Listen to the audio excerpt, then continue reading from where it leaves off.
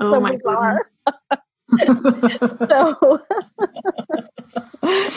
another thing that you and I have connected with, or whatever way you'd phrase it, is that you connected me with some brilliant chefs in America. And I did some LinkedIn training actually for a lady called Chef Deb and her group. And that was really, like, I've never really worked with people who work as chefs or in that arena at all. And it was really fascinating to me because they were basically saying that as private chefs or personal chefs, they wanted to learn LinkedIn because they know that the people who would hire a private chef would be on LinkedIn. So it's really interesting because that's just never something I would think about, but it makes complete sense that, you know, for people, say for somebody in like a corporate career or like a CEO or a senior executive, any social media that they're on is probably going to be LinkedIn. And if somebody's on there and putting really interesting content up and really nice photographs of their food, it's going to catch their eye. Yeah, it's I think they're part of their demographic that, and Deb does, she does such a fantastic job working with these chefs. She kind of plucks the best of the best and works with them. And she transforms careers. So if you're a chef and you need to connect with someone, she's the way to go. Yeah. But yes, she really knows how to zero in on the right demographic for them. Yeah, really, really fascinating. What kind of stuff do you share on LinkedIn, Amanda? So I write a lot of articles on my website, and then I tend to share them on LinkedIn, although I'm kind of reversing that a little bit and writing them in the article portion of LinkedIn for some of them and then linking it in my website. So I'm kind of reversing that a little bit depending on the content. So just for example, for just today, I have been featuring a new chef every month on my website. And the really fun thing about this is that it kind of draws both crowds. So I'm an anniversary photographer and a culinary brand photographer. But the thing that makes me unique is that what I do is I use the chefs that I work with, and I have created an experience that not only is just taking your pictures on your anniversary, but I also provide a dinner that is created by a personal private chef. So you're going to get a private dinner and then you're going to get anniversary pictures. And it's like a whole celebration experience. That's so nice. So a lot of like milestone anniversaries, it's a great thing for, because your wedding pictures are beautiful and you treasure them. Yes. But life happens and you grow as a couple and you grow, as a family. And it's important to recognize that. I love that concept though.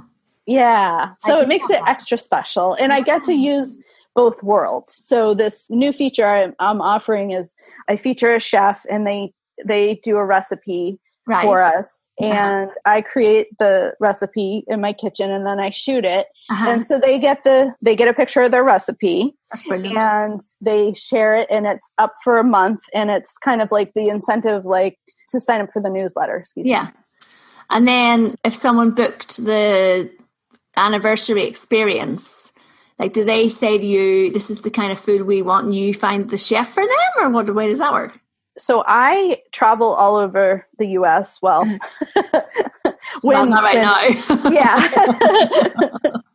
But my clients are everywhere, all over the U.S. So typically I have so many connections chef-wise that it's fairly easy for me. So I'll pick the chef, but then because it just makes sense. Yeah.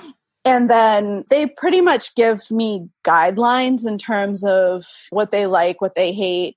But they're not going to say, I want, chicken Parmesan or something. We're going to just kind of create something special for them. Wow.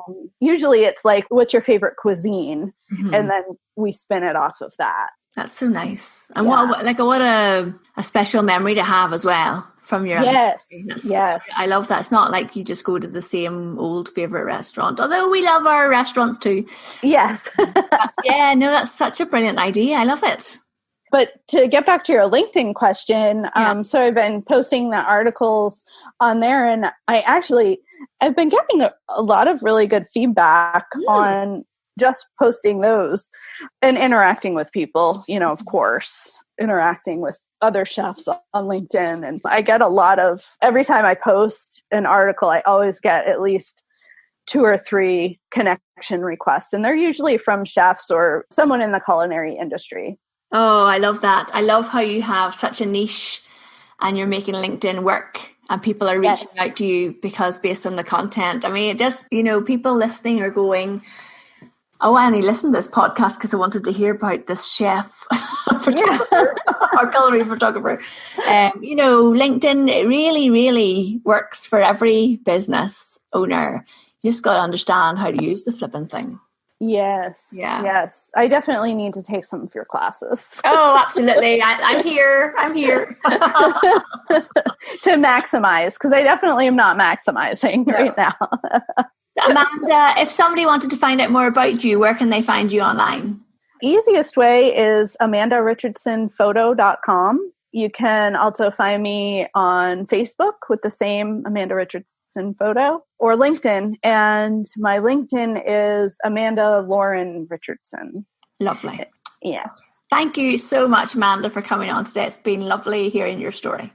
Yes. Thank you so much for having me. I really appreciate it. Well, that was a story and a half from Amanda. I mean, what I loved there was how many times she changed and she pivoted.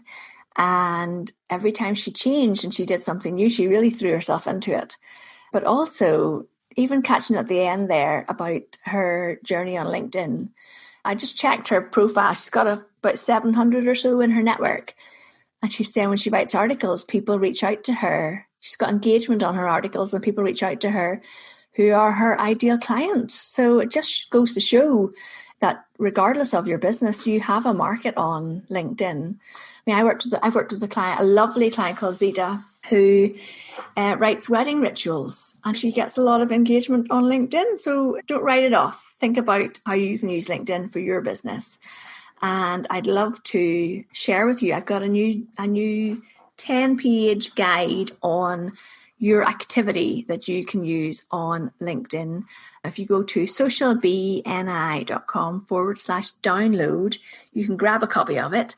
And it's 4 steps to getting success on LinkedIn, your daily activities on LinkedIn, how to come up with ideas for your LinkedIn content and your articles, and lots more goodies like that. So if you want a copy of that, go to socialbni.com/download.